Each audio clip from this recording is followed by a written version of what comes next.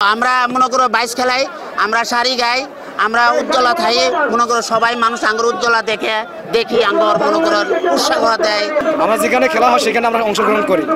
খেলা কেন্দ্রে মানুষকে উৎসাহ দেই, নিজেরা উৎসাহ পাই। একটা নৌকার মধ্যে 60-70 জন করে 80 জন করে বাছাল থাকে।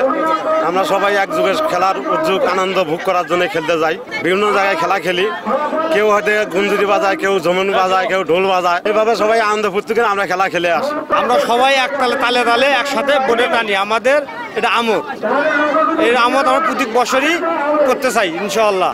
গ্রাম বাংলার ঐতিহ্যবাহী বাপদাদার আমলের খেলা নৌকা বাইচ টুর্নামেন্ট প্রতি বছরের মতো এই বছরেও আমরা যুব সমাজকে অনলাইন প্ল্যাটফর্ম এবং মাদক থেকে দূরে রাখার জন্য আয়োজন করেছি।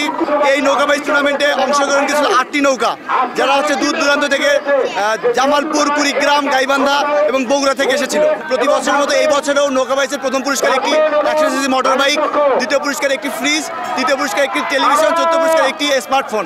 সব মশার বিরুদ্ধে সুরক্ষা দিতে এলো বসুন্ধরা এক্সট্রিম অ্যারোসল, মশার বিরুদ্ধে এক্সট্রিম সুরক্ষা। প্রশাসন, জেলা প্রশাসক সর্বোচ্চ সহযোগিতা করেছে এবং থানা উপজেলা অফিসার সহ শুরু করে ডিসি, এসপি সবাই আমাদেরকে সর্বোচ্চ সাপোর্ট করেছে। আমি ব্যক্তিগতভাবে যথেষ্ট আনন্দিত, খুবই আনন্দিত। গত বছরেও আমি এই আয়োজন করেছিলাম, আজ এই বছরেও আয়োজন করতে ভালো লাগছে। এটা আমাদের গ্রাম বাংলার একটি অবিচ্ছেদ্য অংশ, এই নৌকা বাইচ।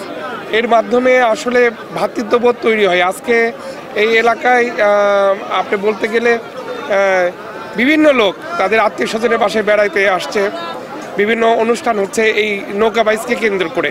এরকম একটি খেলা প্রতি বছর আমি আয়োজন করব এবং চেষ্টা করব যে আমার সাগাটা ফুলছড়ি সহ পুরা গাইবান্ধাবাসীকে একটি সুস্থ বিনোদন উপহার দেওয়ার জন্য।